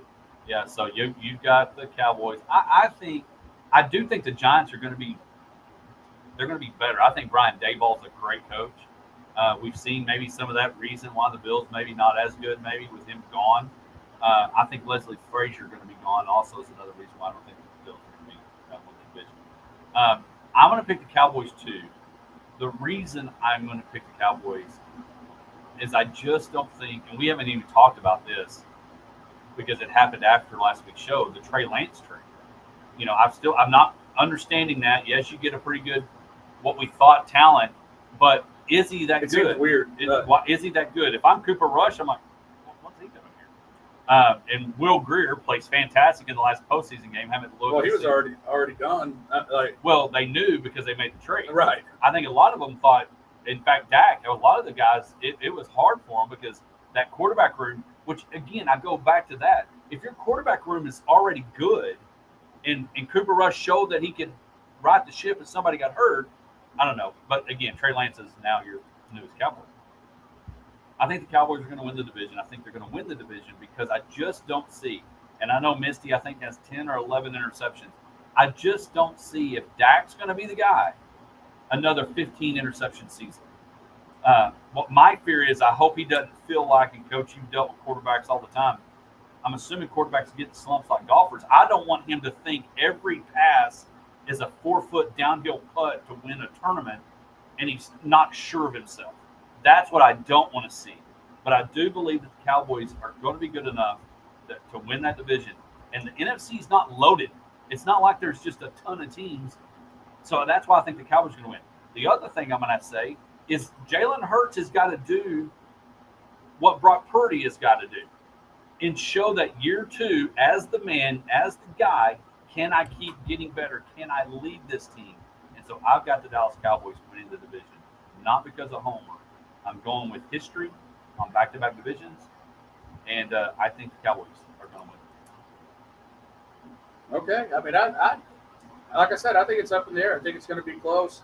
And I'm a homer, so I hope the Cowboys do it. And I think they're capable of it. I think the grind of that division and their schedule, the Cowboys' schedule is not easy. No, it's not easy at all. You start off, you go to the Meadowlands, you play the Giants, and you come home, and you got to play the Jets with Aaron Rodgers, and so it's not a very easy schedule. So we got 3 Cowboy fans. We got one that is for the Eagles. But again, you can hear the Dallas Cowboys right here on the Dallas Cowboy Radio Network here at 106.9, the Country Giant. Kickoff next Sunday night. Sunday Night Football, Carrie Underwood, and the Dallas Cowboys. When we come back, it's time. I hope you got your picks in for the first week of the Beat the Bear Hodge Pack Pick'em Challenge. Coach Ward is our first celebrity guest picker. We'll be back right after this. This crying commercial is hilarious. I heard it for the first time at that place, and I was like, "What is that?" Oh, you didn't know? Oh, it's right. I didn't pick. I got to write these down. I didn't print out my spreadsheet. All right. I'll highlight them.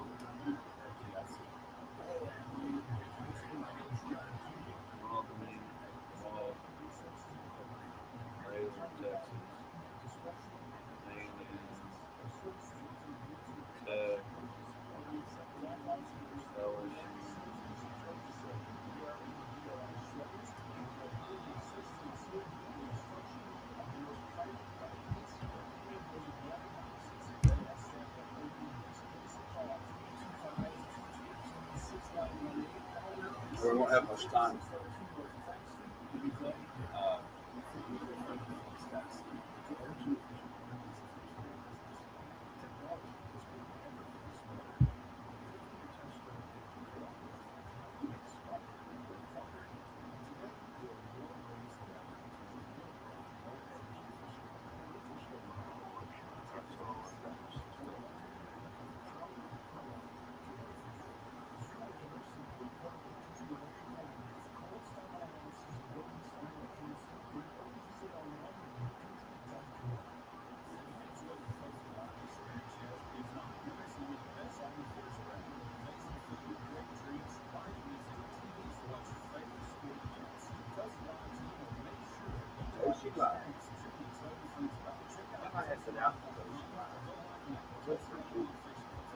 Very cool.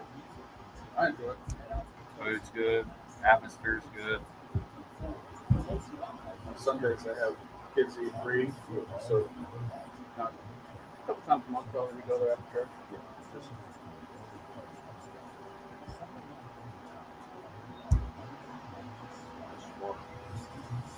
You know, I'm wondering, I got thinking last night, I don't know what they can do to get more people in the stands. And they can do something. Of course, part of it, they're playing Northern Colorado, and no one knows anything about them right here. So it's kind of like, you don't have an ECU tie, I guess. Plus, it's Thursday night, it's 104 hot, and it's just. You're battling JV games. Yeah. Well, and the other thing too, and I think total college football in general, you can watch every game on TV. right. And so to really make the effort to go and park and go in and fight it all, it's that way even at a like Tech. I mean, like to go to games. I'm like, no, that's what you do. Well, welcome back to the Hodge Pack. It is time for we're bringing it back. Oh, you didn't know our celebrity guest picker today. You've heard him throughout the show, Coach Alan Bordas. Again, successful career coaching. Marcus Simmons now has aired out camps. Be sure you check those out. You got a kiddo. How long have you been doing that? 34 years. 34 years, just a couple, 1 year older than Jesus' time on earth. 34 years. There you go. And so we've got games to pick. Don't forget, We've got a lot of you sent the picks in. We're going to have a winner each week, and then we will have a overall season winner. So be sure you get your picks in before Friday morning at 7 a.m. And you send your picks to hodgepacksports@gmail.com, and we'll get those picks in. We got people from Denton.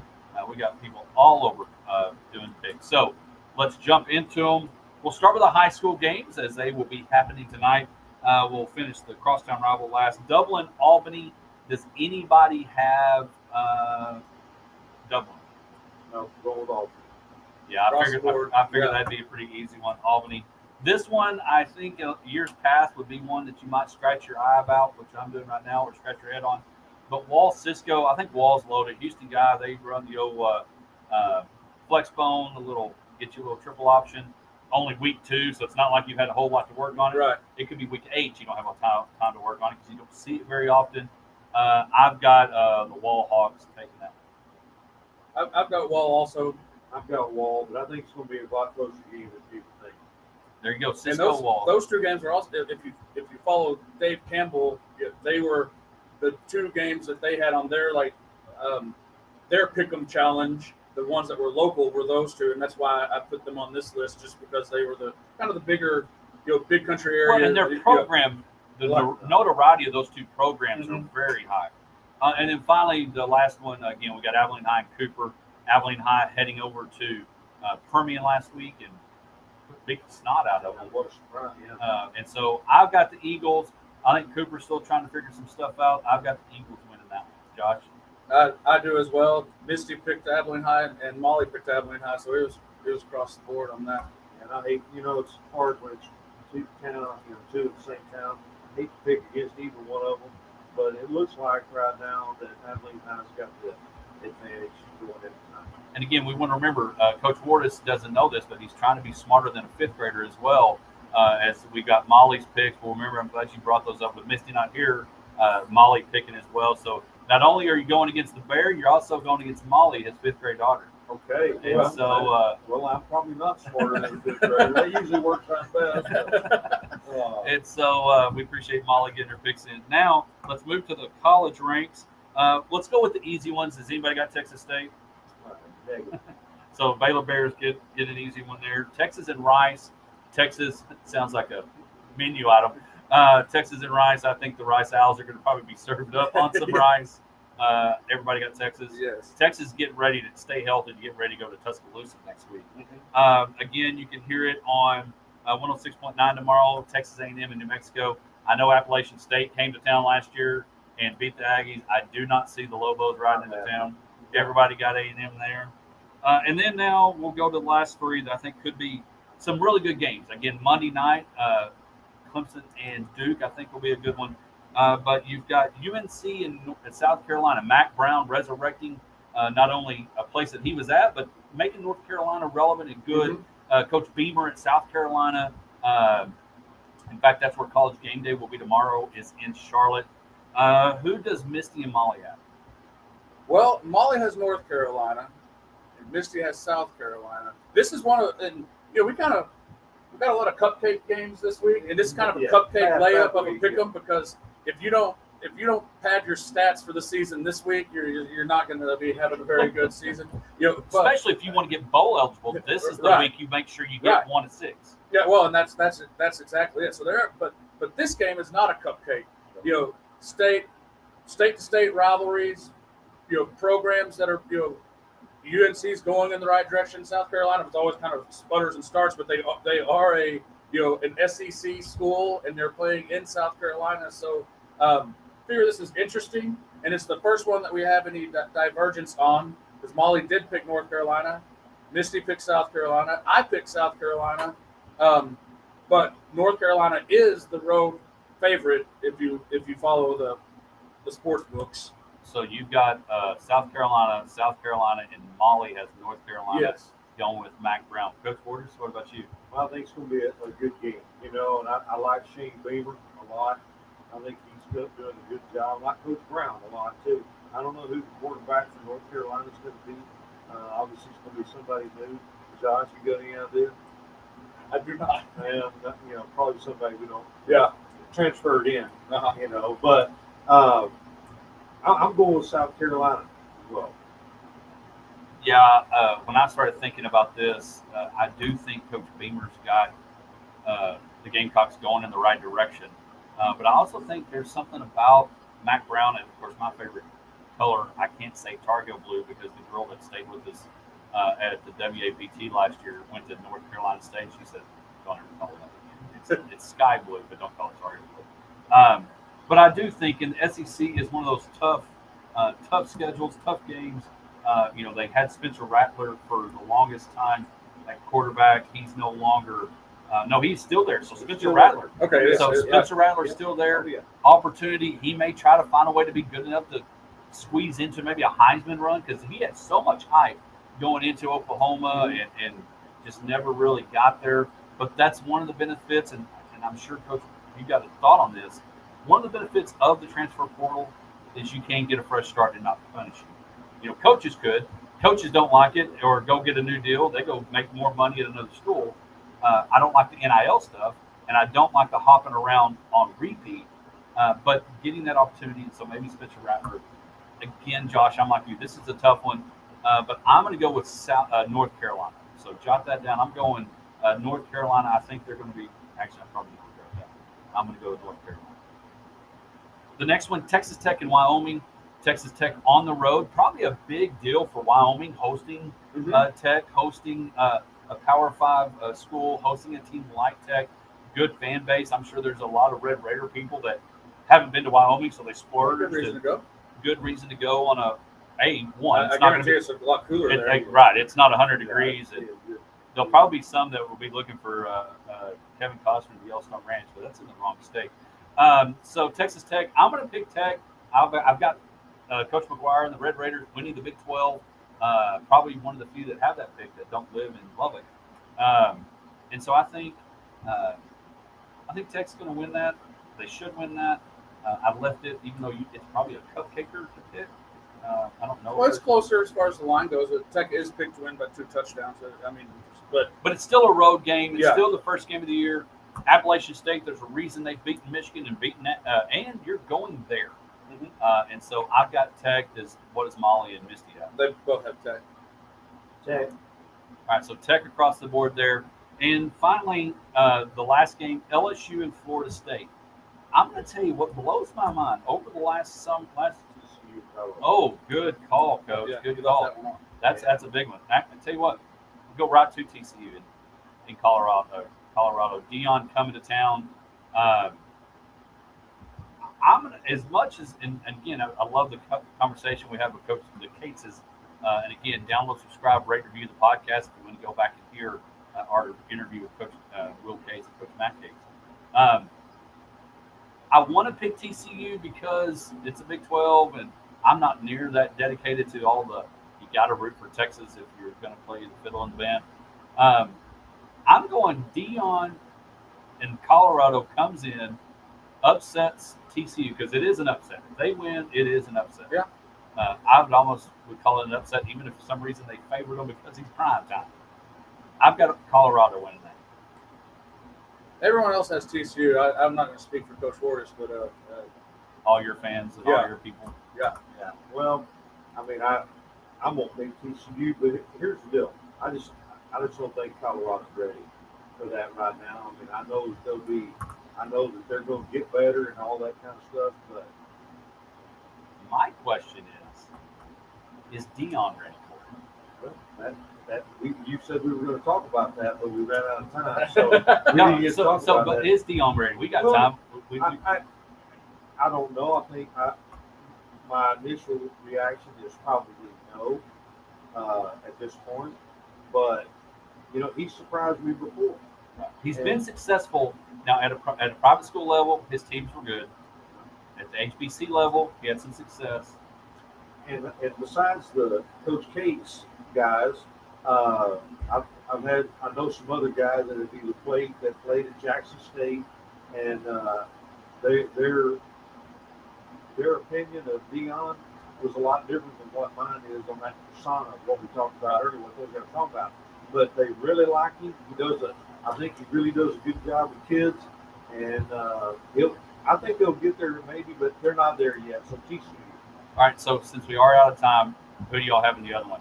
Well, y'all both picked LSU to go in the playoffs, so I figured y'all got to pick them to win this I've got game. LSU winning this. The reason, the thing that I was going to talk about is Florida State is like catapulted into the rankings, into the talk of maybe being in the college football playoff, which I can't do that because there's not ever going to be two ACC teams in there. So I've got LSU winning. I think Brian Kelly's going to be fine. So I have LSU winning. And that was across the board. Everybody picked LSU, but that is, I mean, It's going to be a good game. That's a prime matchup. It's going to be So hey guys, we appreciate Coach Wardens. Thank you for coming in this morning. Misty, enjoy. Hope everything's well. Don't forget next week, Brent Hill, who's been texting the show, is going to join us, and then we will have a special guest picker next week as well. We'll see you. Have a great weekend, Dove Hunters. Enjoy. Good luck to the Badgers. Good luck to the Bulldogs tonight for the Coach Cates brothers. And don't forget tonight, the Anson Tigers back on 106.9 The Country Giant as they take on the Archer City Wildcats. Kickoff 7 o'clock. Have a great weekend. All right. Coach, it was fun. I knew it would be. Yeah. I was looking forward to it. Thanks for inviting me. That's great. I'll come back anytime.